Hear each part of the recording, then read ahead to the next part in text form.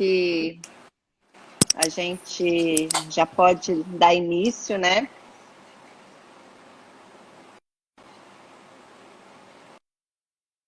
Sem agradecer a presença do Wellington Yamaguchi, nosso querido colega e sempre parceiro da Sobrafi. E antes que ele se apresente, né, eu vou me apresentar. Eu sou da diretoria nacional da Sobrafi, sou Josimar Martins e também coordeno o serviço de fisioterapia no ambiente hospitalar. E nós vamos bater aqui um papo sobre esses desafios que têm nos desafiado bastante em tempos da Covid. Bom, e antes de começar, eu queria passar a palavra para o Wellington, para que ele se apresente, conte um pouquinho da sua trajetória profissional, e aí a gente vai começar a falar um pouquinho sobre esses nossos desafios. Tá joia. Boa noite a todos.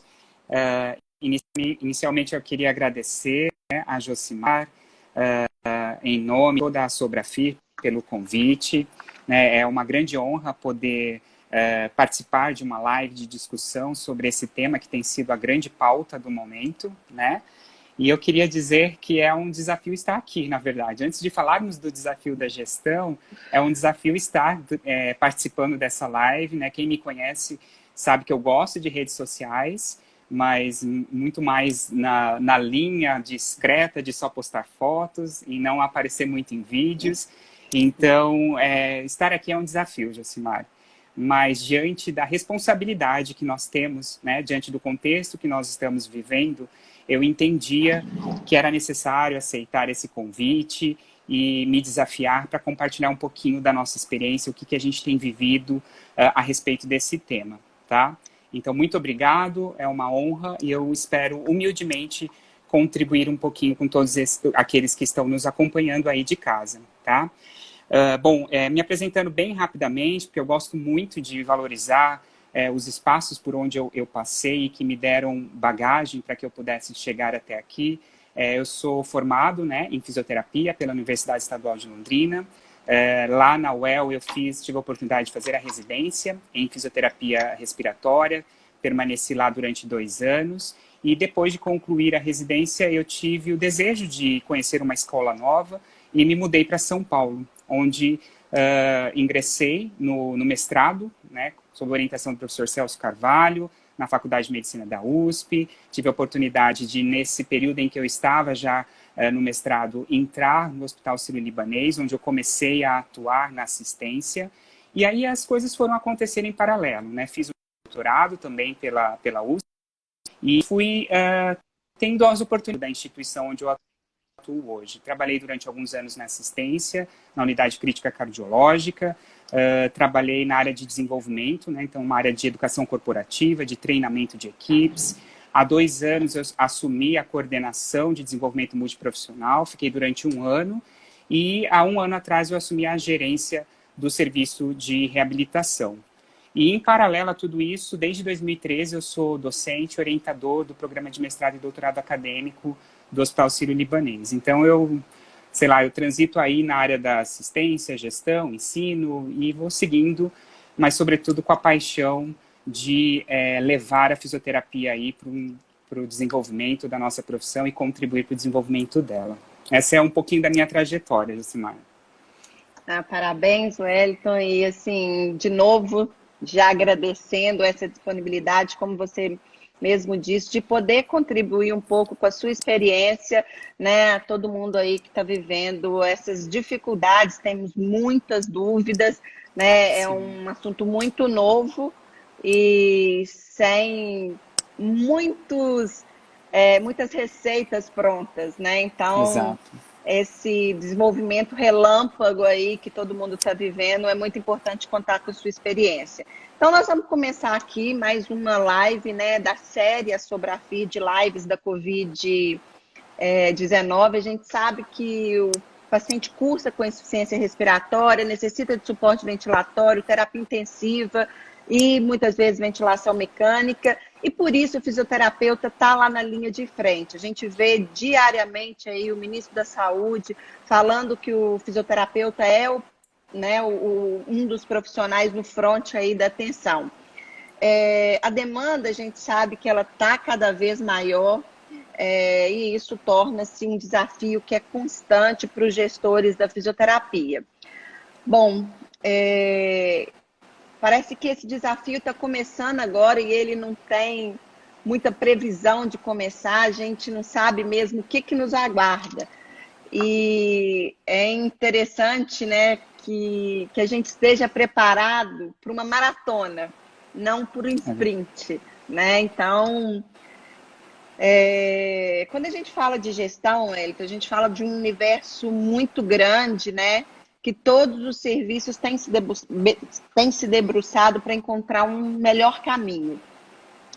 A gente pensa em plano de contingência, em gestão de estrutura, gestão de risco, gestão de pessoas, gestão do conhecimento, né? E então muitos serviços estão vivenciando esse aumento tanto em volume quanto gravidade nesse momento. E São Paulo está no olho do furacão. Vocês estão vivenciando isso muito exaustivamente, né? Então eu gostaria que você começasse falando para a gente como que a gerência da reabilitação ela tem participado com as demais equipes no plano de contingência.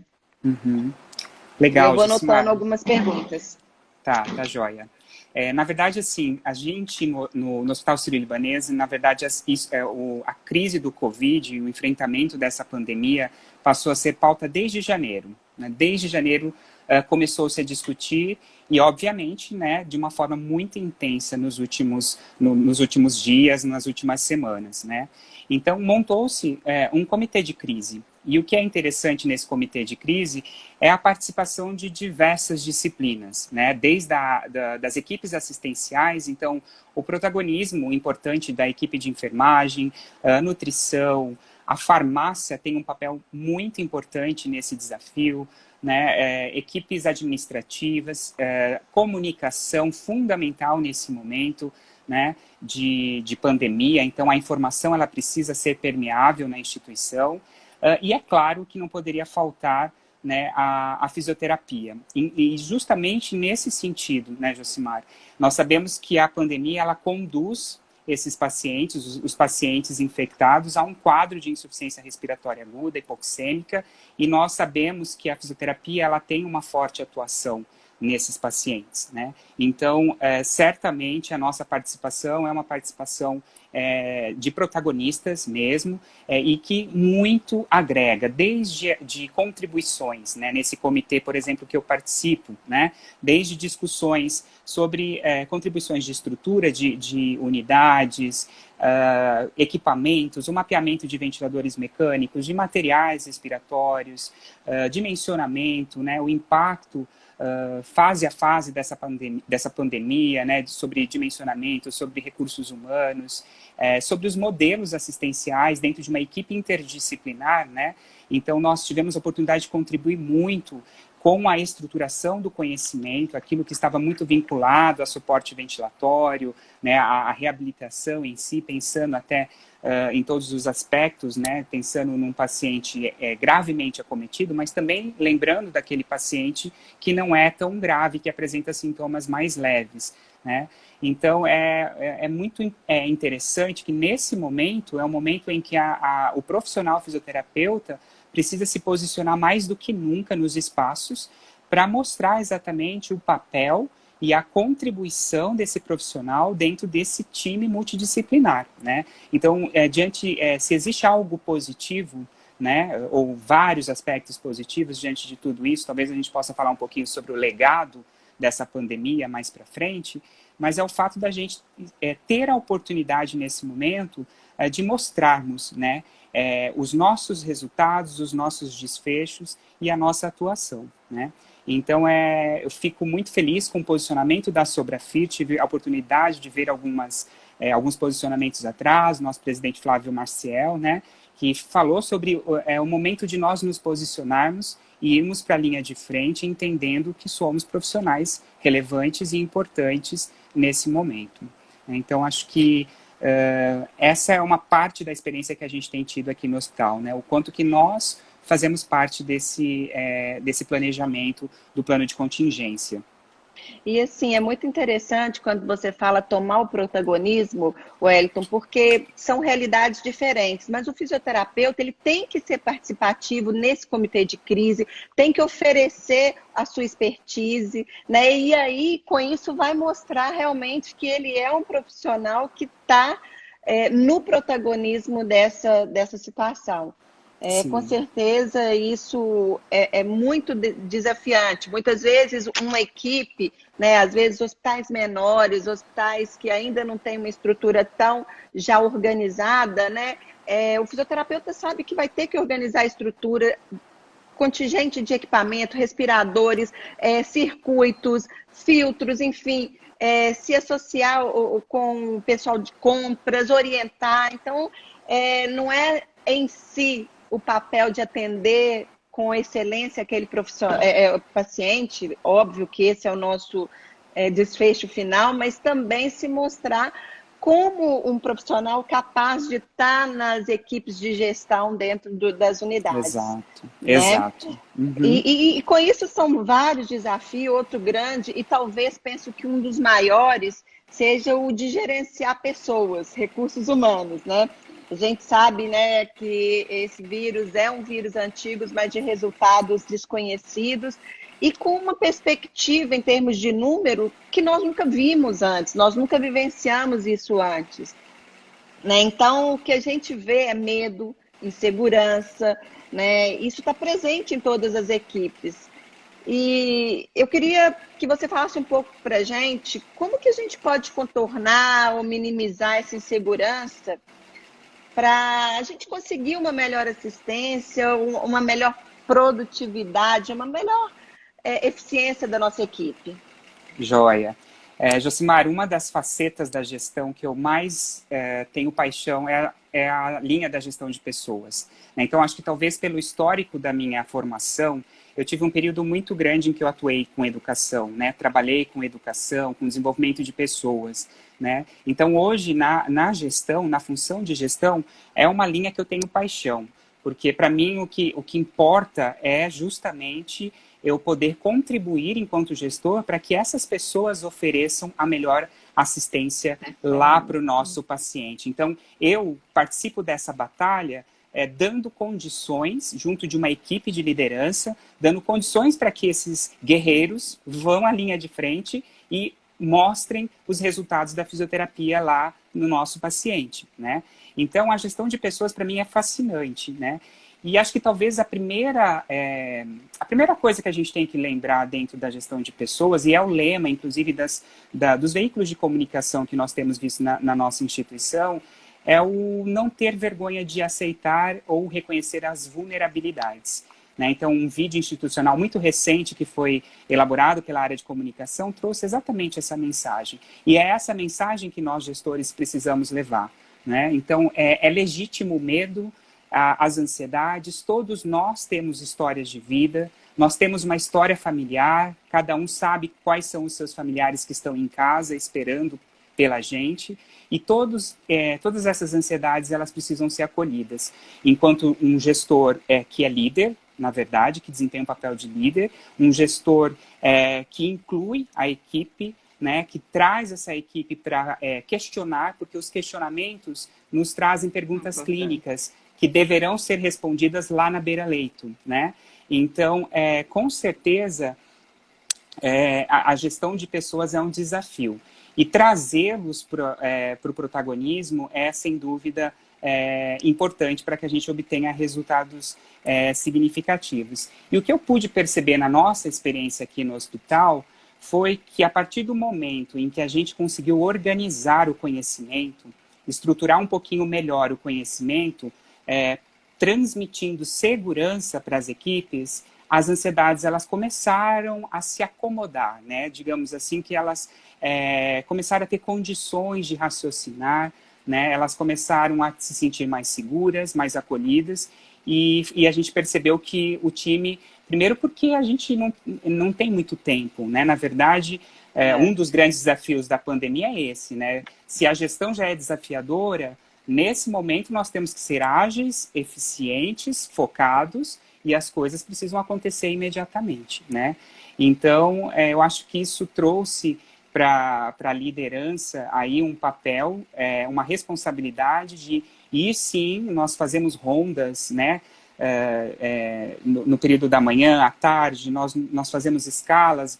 Ontem mesmo eu estava às 10 horas da noite no hospital, podendo ouvir da equipe do noturno o que eles precisavam, se estava tudo ok, se as coisas estavam encaminhadas. Então, essa aproximação da equipe, ouvir a equipe, trazer as dúvidas, é que faz o conhecimento ser gerado e, por meio do conhecimento, uma sensação de segurança para a atuação, né? Cuidando de quem cuida, né? Isso mesmo. A gente precisa cuidar deles. Como é que você vê aí a questão do absenteísmo, seleção de contingência, enfim, testagem de colaboradores? Como é que é administrado isso? Tá. A gente tem feito a monitorização desde que tudo começou, né?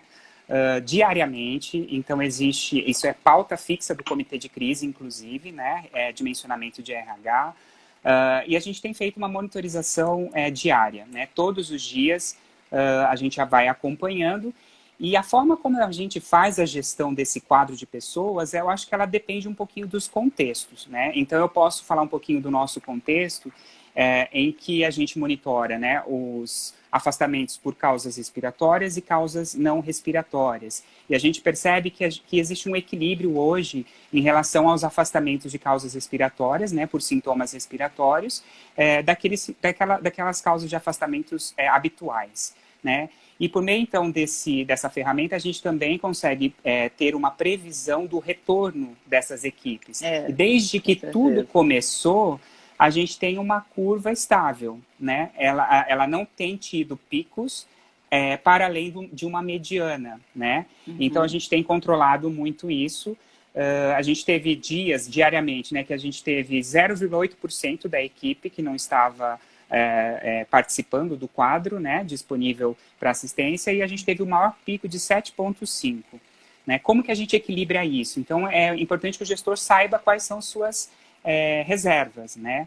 Então, a gente sabe que se, por um lado, a complexidade e o volume de atendimentos desses pacientes acometidos pelo Covid-19 aumenta, a gente sabe que também tem uma redução de cirurgias eletivas, e aí a gente consegue acompanhar a taxa de ocupação da instituição e ter aí também uns cálculos de previsão. A gente tem o centro de reabilitação na nossa instituição, e a gente teve praticamente uma queda de 90%. Né? Até porque eram as recomendações mesmo da gente poder acompanhar esses pacientes de uma forma mais segura, até porque são pacientes do risco, né? Pacientes mais idosos, com comorbidades. E aí a gente teve, então, a oportunidade de deslocar esses profissionais para uma unidade de internação, né? E a gente tem saúde corporativa, então nós trouxemos esses profissionais que atuam na saúde corporativa para o nosso cenário.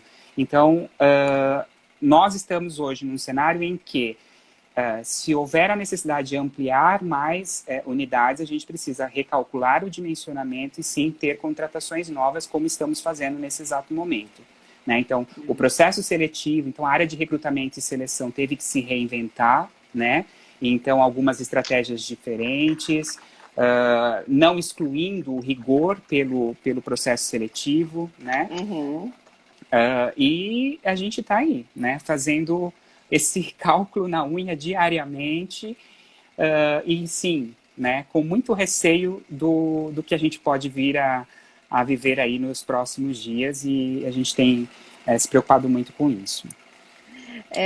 Como a gente está falando de recursos humanos, insegurança do nosso fisioterapeuta, né? E foi uma das perguntas que chegaram para a gente, que a gente tem inúmeras realidades no Brasil, né? Então, como que você planeja, né, o uso racional? Existe alguma estratégia para ter um uso racional e orientado dos equipamentos de proteção? Que a gente sabe, assim, que nós estamos competindo com vários países para comprar esses equipamentos, né? Uhum. Então, como você tem planejado isso e qual a estratégia que você sugere? Uhum. Bom, acho que a primícia, né, antes de qualquer coisa, é a garantia da segurança do atendimento, né? Então, desde o início, seguir, né, as recomendações da Anvisa era uma necessidade, né?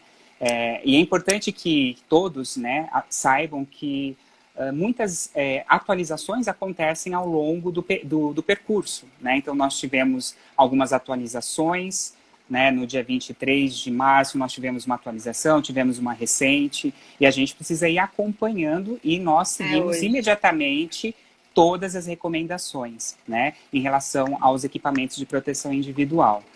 E aí é nesse ponto que talvez a gente viveu muito intensamente na nossa experiência, que foi o momento em que a gente teve que estar mais presente das equipes, né? Primeiro, para educar sobre os equipamentos de proteção individual, né, trazendo eles, né, as equipes interdisciplinares, para o racional do mecanismo de transmissão, né, de que forma que esse vírus ele é transmitido né, de uma pessoa para outra, para que eles compreendessem até a sequência de paramentação, né, porque acho que o medo ele pode tirar o raciocínio, a capacidade das pessoas raciocinarem, né, e é quando nós estamos lá na frente do paciente que as situações surgem, novas situações surgem, né? Uma coisa é o ambiente teórico e a outra coisa é a hora que você está ali manipulando o paciente, né?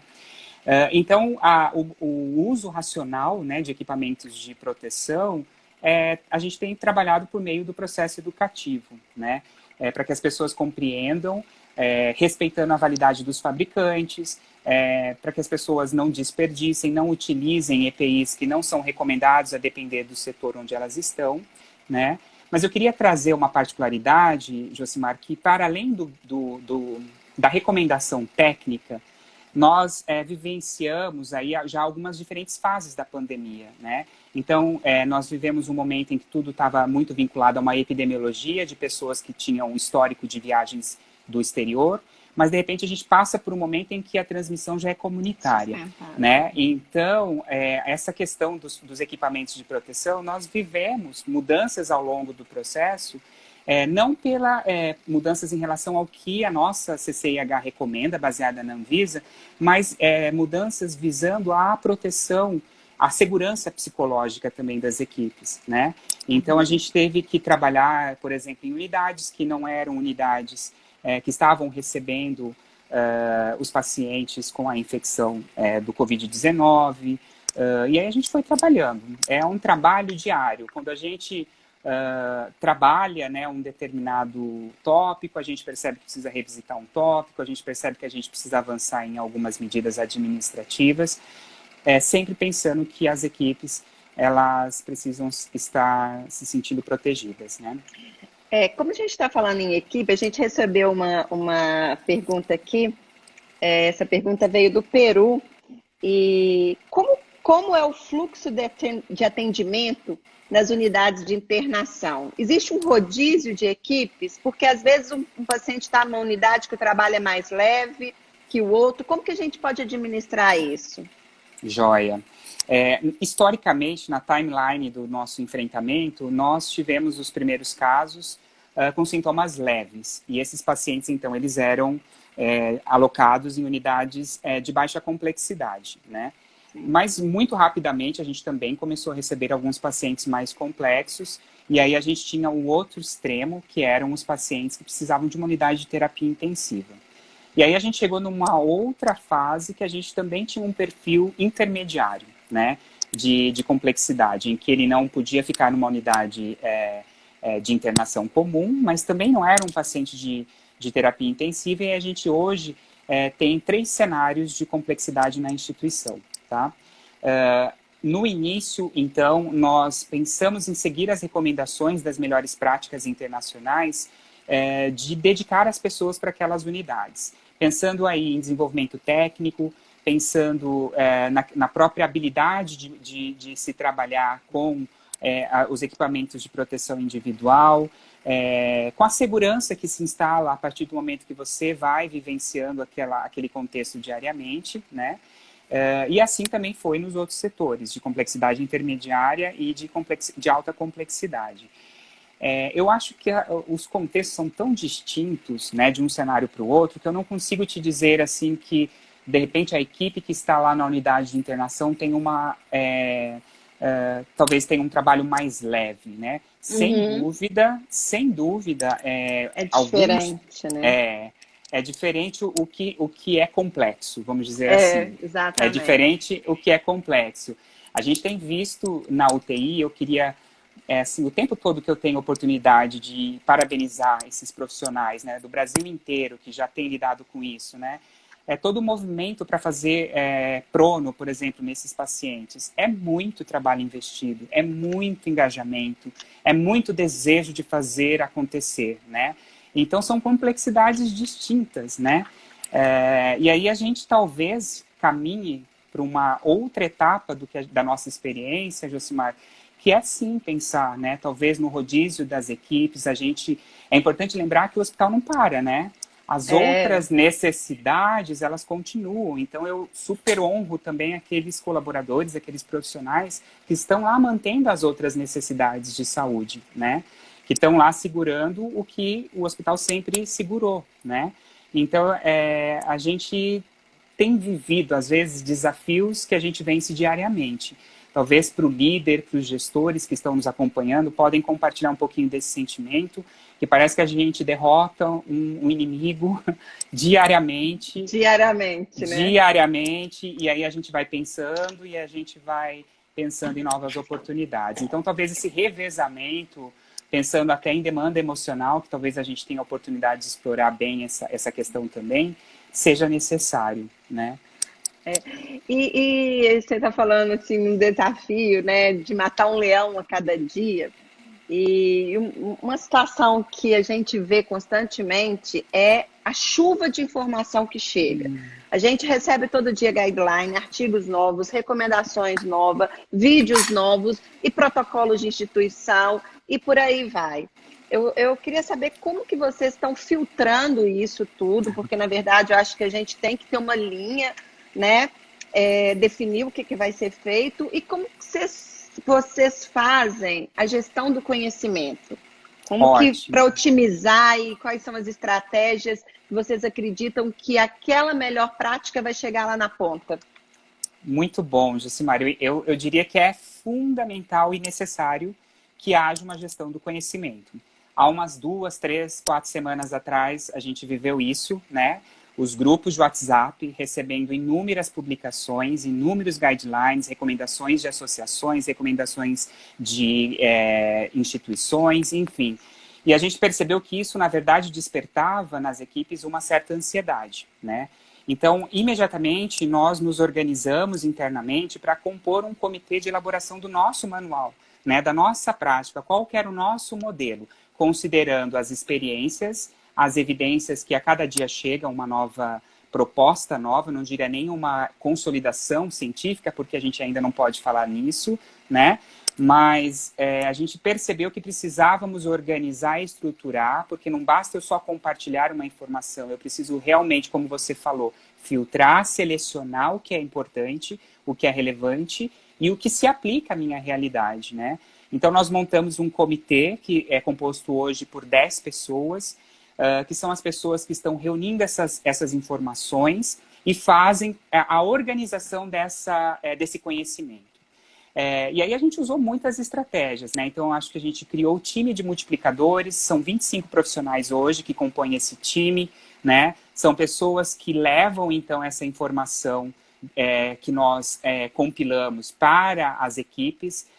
E aí entra o desafio da educação, né? Porque é muita informação chegando todo o tempo para muitas pessoas e que deve ser enviada em um curto período de tempo, né? Então, assim, é muita gente. Hoje as nossas equipes são compostas, né, por 250 profissionais. O desafio é fazer com que essa informação chegue a todos esses profissionais, né? E o que é legal disso tudo é que a gente elaborou um manual completo, onde nós detalhamos, escrevemos, ficou um pouco mais extenso, mas nós nos preocupamos em colocar as referências, porque o que eu gostaria de deixar como alerta a todos que estão nos acompanhando é a questão do protagonismo profissional. Então, nós estamos vivendo um momento em que os profissionais têm que se apropriar da responsabilidade de se atualizar também, né? Não deixar se tudo... responsabilizar, né? Exato, não deixar tudo nas mãos da instituição, né? Então, nós temos que nos posicionar em busca do conhecimento, enquanto profissional, né? Mas a gente pode facilitar, a gente pode apoiar as equipes. Então, nós elaboramos cards que são sínteses, né, dos principais tópicos e que são perguntas que as equipes faziam, né? Como é que eu faço ventilação não invasiva? Faço, não faço?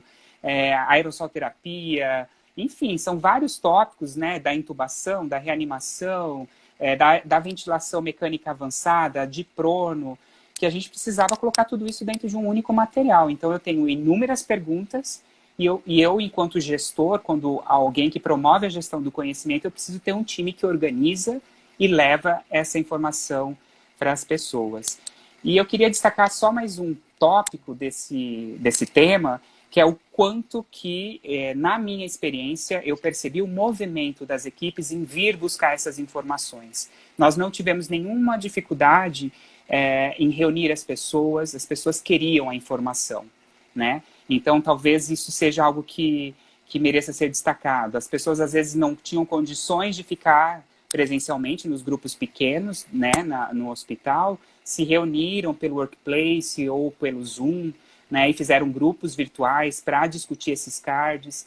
Então, tem sido muito motivante perceber o quanto que as equipes estão se preocupando em se atualizar e ir atrás da informação. Tá? É muito legal isso. E assim, para contribuir com tudo isso, né, novamente eu destaco aqui o papel da Sobrafi e o empenho, né, que todo um comitê tem feito de elaborar documentos seguros, né, de fontes seguras, para que o profissional possa elaborar o seu protocolo de acordo com a realidade da instituição. Tem muita gente perguntando aqui, Wellington, se é possível você disponibilizar esse material também para, né, um benchmark, enfim. Lembrando que no site da Sobrafi estão todos os documentos também necessários e que podem ajudar no treinamento de equipes, né, na elaboração, enfim, dos protocolos. Então, Wellington. Com certeza. Na verdade, assim, a gente está... na verdade, as equipes internas, elas estão autorizadas a compartilhar esse material. A gente... o CARD 1, eu sei que ele já está aí circulando, né?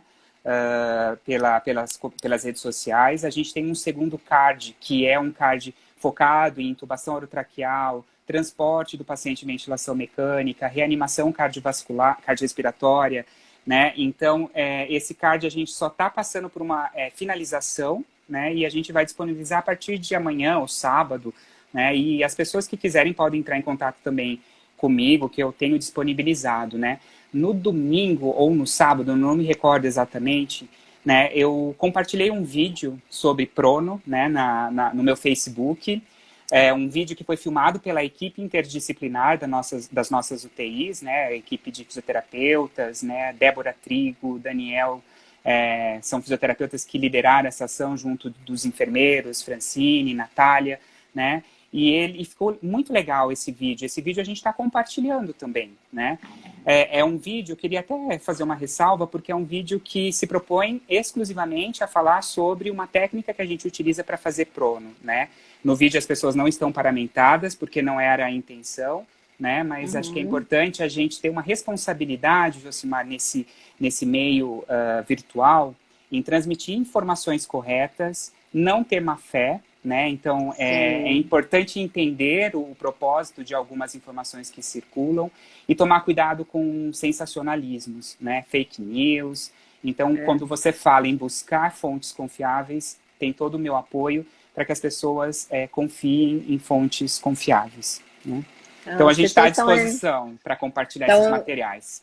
Estão elogiando o vídeo aí, a turma está elogiando e querendo saber onde eles podem encontrar. Então, é lá no seu Facebook, tem o vídeo, né, da posição prona, e esse card também você vai disponibilizar nas redes sociais, é isso? Isso mesmo. No LinkedIn do Daniel também eu vi que ele postou, então sim. A gente pode ir compartilhando esses vídeos com certeza.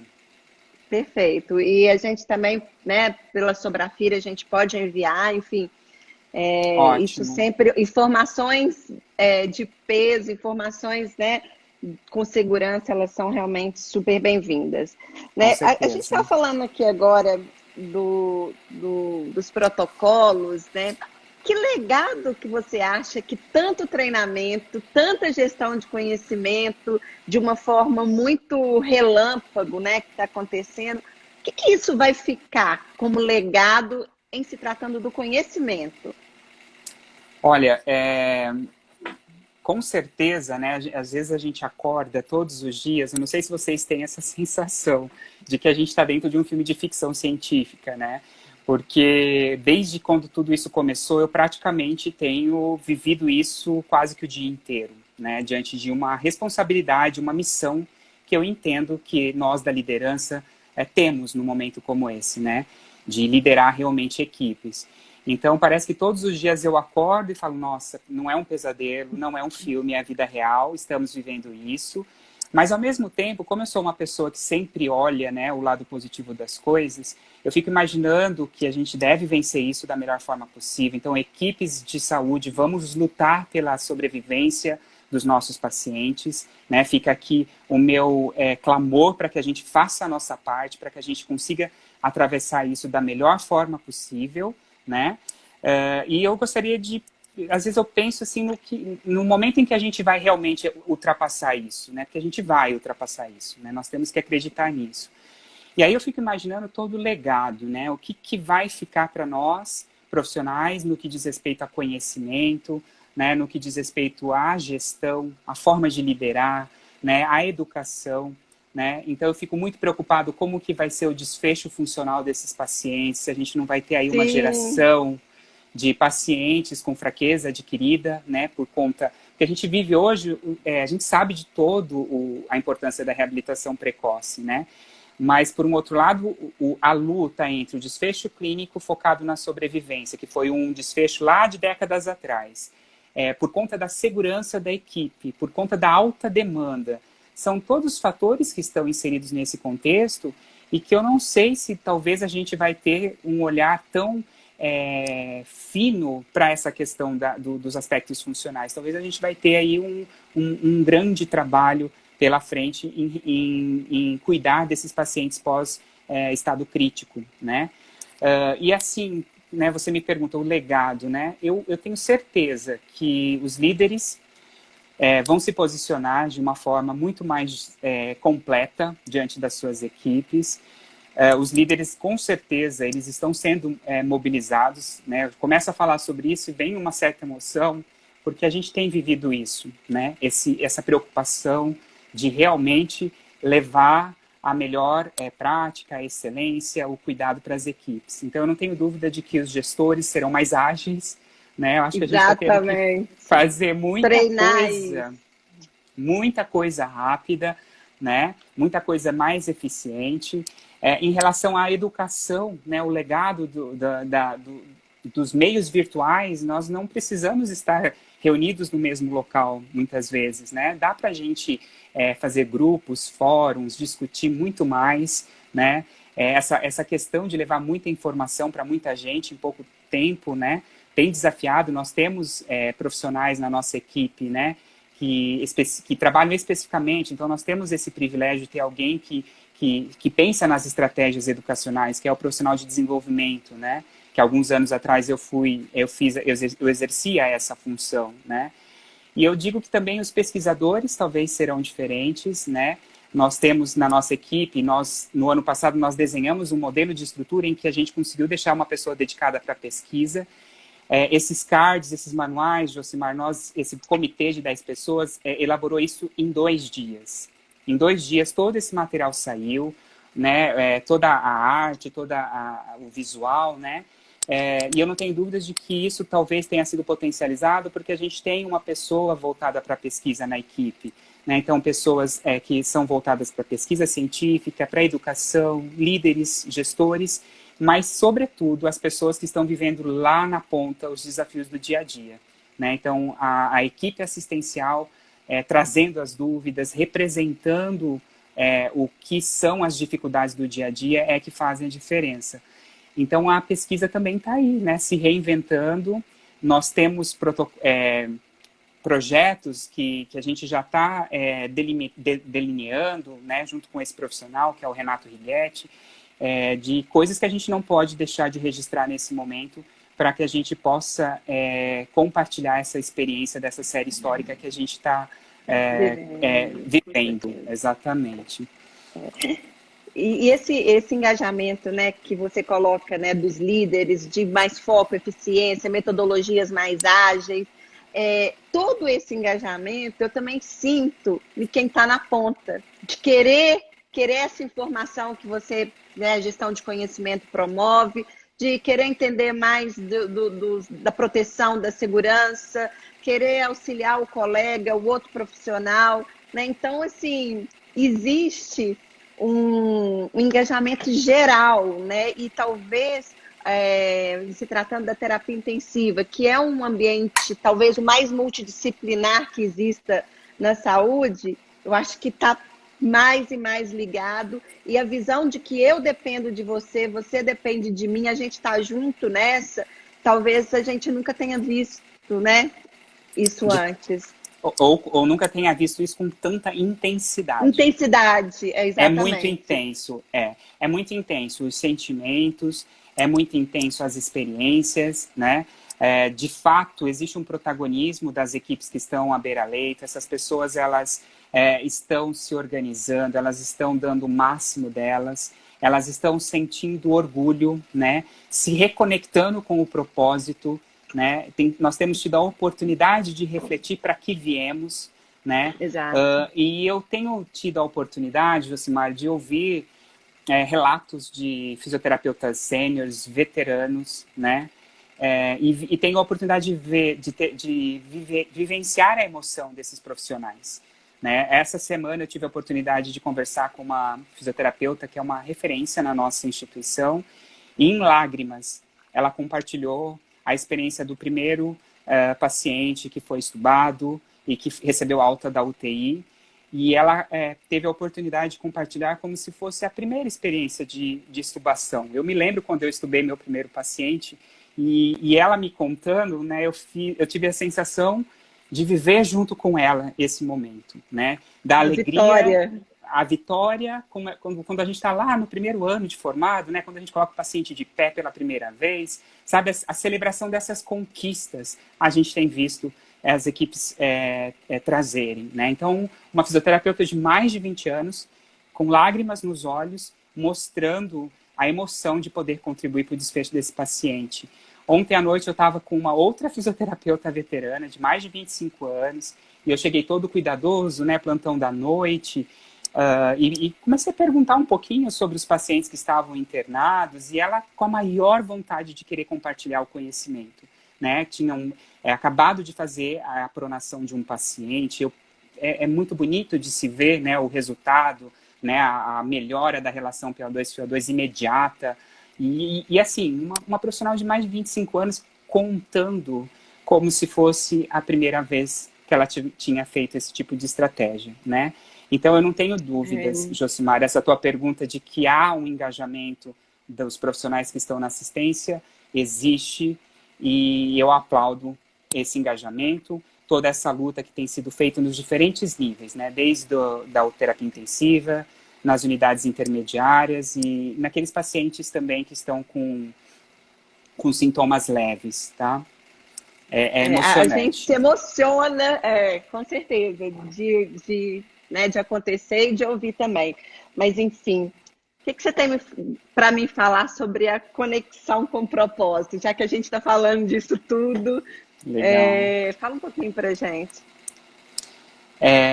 Eu acho que, assim, a gente se preocupa muito, né? Nem tinha pensado em falar um pouquinho sobre isso, mas os cards que nós preparamos, Josimar, eles são muito focados em habilidades técnicas, né? Se a gente parar para pensar, como eu faço, quais são as particularidades da intubação de um paciente com COVID, quais são as particularidades de uma ventilação mecânica protetora, né? Então, o que tem de aspectos técnicos mas eu poderia desafiar a nossa equipe em elaborar um card de soft skills, né?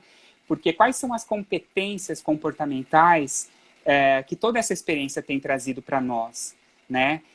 Competências de generosidade, né? De empatia, de compaixão, de olhar para o colega, de olhar para o meu parceiro de plantão e querer ajudar, né? Não só olhar para o profissional, mas olhar para os nossos pacientes e ter o desejo máximo, né? Com todas as nossas forças de querer reverter aquele quadro, né?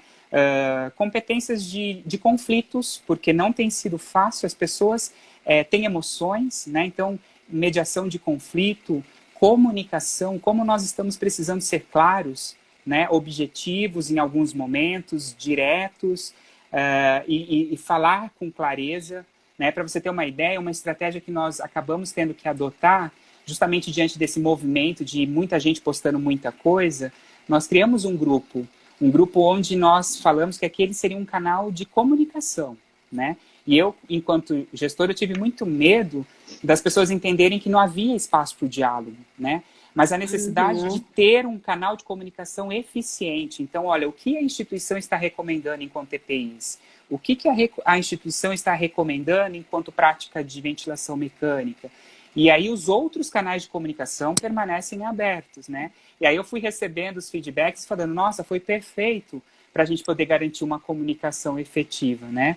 Então, eu acho que se a gente puder dizer que, para além das habilidades técnicas que vão, sim, fomentar o desenvolvimento dos profissionais fisioterapeutas, né? Não só os físios, mas toda a equipe de saúde, eu acho que um mergulho nas competências atitudinais a gente também está fazendo todos os dias. E sem dúvida, dentro dessas competências, uma reflexão sobre propósito, né? Eu acho que durante muito tempo a gente sempre questiona, a gente sempre fala sobre valorização, a gente sempre fala sobre reconhecimento, né? E talvez seja o momento, né, de mostrar o protagonismo, de cada um visitar o que te motivou a escolher a profissão da fisioterapia, o que te motivou a escolher a especialidade da fisioterapia em terapia intensiva, a especialidade cardiorrespiratória, né? O que te levou, né? Um convite que eu faço a todos, né? Lembra lá, faz um resgate, né, da sua trajetória. Em que momento você optou por isso? Talvez esse seja um momento muito oportuno para fazer vir à tona toda essa motivação, todo esse propósito, todo esse porquê, para que a gente possa, enquanto classe, realmente se organizar, se unir e entregar a melhor assistência de fisioterapia para os nossos pacientes no Brasil. Olha, Wellington, assim, emocionante, tá todo mundo assim, super, super, super adorando. A gente já tá assim, a gente nem viu o tempo passar, na verdade, né? Então a gente pode cair a qualquer momento.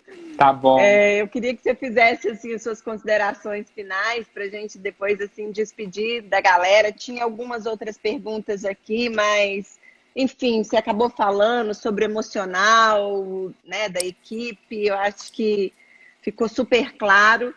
E aí eu queria que você fizesse suas considerações finais para depois eu te agradecer muito. Tá bom.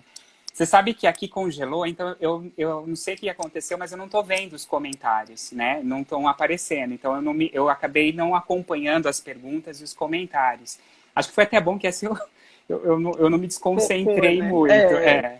Até porque eu não tenho habilidade com lives, né? Mas talvez seja bom se acostumar, né? Aliás, eu queria dizer que eu senti um frio na barriga como se fosse a primeira aula que eu dei na vida. Né? Mas, graças a Deus, a gente conseguiu aí ter um bate-papo legal, né? Mas acho que, sei lá, o que eu gostaria de deixar como mensagem final é isso, né? Acho que cada um olhar para suas instituições, entender que vocês, né, nossos amigos fisioterapeutas, são responsáveis por contribuir com as equipes multidisciplinares nesse momento. Irmos todos com muita humildade, com muita união, com muita parceria, com muita vontade de vencermos juntos tudo isso, né? E ter orgulho, né? A gente tem algumas hashtags na nossa instituição, uma delas é Orgulho Reab, né? todos por um propósito comum, juntos somos mais fortes, e que essas hashtags sejam realidades nos nossos serviços, na nossa profissão, né?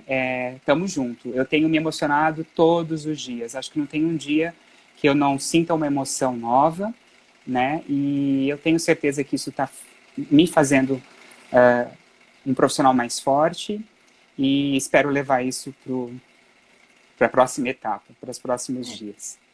Eu acredito que essa sensação de ser um profissional a cada dia melhor, eu acho que é a sensação de todo mundo que está aí nesse sentimento, né? Nessa explosão de sentimentos nesse momento aí que a gente está vivendo.